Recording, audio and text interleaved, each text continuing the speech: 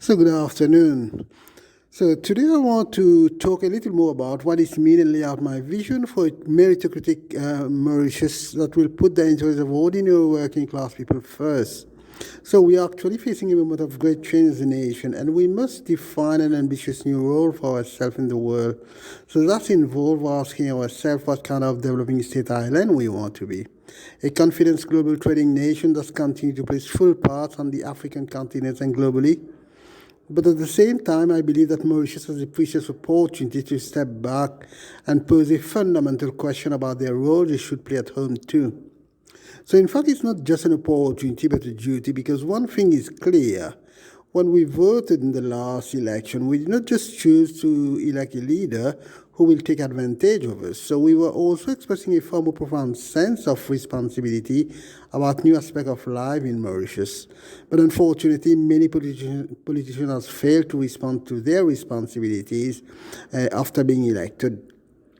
Some voted for the first time ever, and they were inspired to do so because they saw a chance to reject the political business as usual and to demand real profound change. Fed up with being ignored or being told that our priorities were somehow invalid based on ignorance and misunderstanding, or even an occasion when we were simply wrong to voice our concerns. So we want to take the opportunity to send a very clear message that will not be ignored anymore. So we want to take back control of the things that matter the most in our life. And we want a government that will listen, understand, and is on our side. So in other words, we simply want a radical change and a complete reform of the system. So Mauritian people want us to measure our success in line with our cultures and values. So the importance of fairness, the protection of the environment, and the strength of our communities. So many countries around the world have begun to look at different ways of measuring success to better reflect the well-being of their people. So well-being is when people are able to lead fulfilling life with purpose, balance, and meaning to them. And giving the capability to enjoy good well-being requires tackling the long-term challenges we face as an island.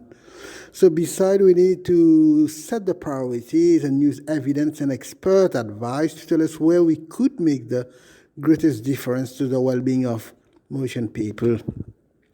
Government need to come up with a program of social reform which will bring us all together to solve the big challenges of our time. Sustainable economic growth is an important contributor, but many factors determine people's well-being. Just because a country is doing well economically doesn't mean that's all its people are. So this has been the case for Mauritius. Too many people have been left behind or left out. A well-being society is endeavored to give more Mauritian people the ability to share in the benefits of a strong and growing economy. So let us hope that the new elect government is going to bring a new reset for change where everything will be driven not by the interests of the privileged few, not by those with the loudest voices, the special interests, the greatest wealth or access to influence. So hopefully the new government will bring a real change and focusing on those vulnerable citizen priorities and working class people. People for whom sometimes life can be a struggle, but who get on with things without complaint. Those who are getting on with their jobs, sometimes to even free of them because they have a family to feed and support, bill to pay, and because to work for a fair reward is the right things to do. So those ordinary people are getting on with their life quietly, going about their business, going out to work, raising families, helping neighbors, making their communities what they are. So they don't ask for much, but they want to know that those leaders that make the real decision are on their side and working for them. So they want to believe that everyone plays by the same rules and things are fair. And above all, they want to believe that if they uphold the end of the deal, they do the right thing, they work hard and they pay their taxes, then tomorrow will be better than today. And their children will have a fair chance in life, a chance to go as far their talents and their hard work will take them. These are not outrageous demands or ridiculous desires, but for too many of these people today, life doesn't seem fair. So they are the people that make the real sacrifices for their children to have a better future. And they wonder if others, some of whom really do bear responsibility to perform the tasks that has been assigned to them.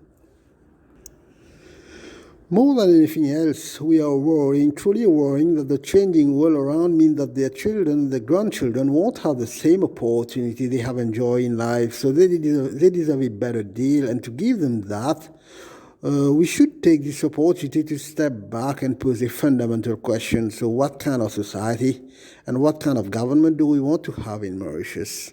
So, do we want Mauritius to be a great place to live, a place where everyone has a fair chance to go as far their talents and their hard work will allow?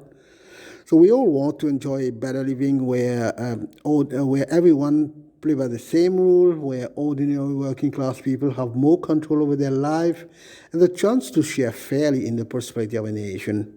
And most importantly, we want Mauritius to be a place where advantage is based on merit and not privilege, where it is our talents and hard work that matter the most, not where you were born, who your parents are, or which cultural group you belong to. So let us not underestimate what it will take to create a great meritocracy and a new reset for change. So it means taking some of the big challenges, tackling some vested interests, so overcoming barriers that have been constructed over many years in Mauritius. So it means not being afraid to think differently about what disadvantage mean. So who we want to help and how do we help them? So by tackling it, we must, if we are to give ordinary working class people the better deal they deserve. So it means marking a significant shift in the way that government work, because government and politicians have for years talked the language of social justice, where they will help the very poorest, and social mobility, where they will help the brightest among the poor. So, but what we are seeing today is government is fooling the people and not really much has been done to help us. So in order to achieve that, we must move beyond this agenda and deliver real social reform across every layer of the society so that the whole system would benefit from it. So it means putting government firmly on the side of the poorest of our society and giving them greater control over the issue they care about the most.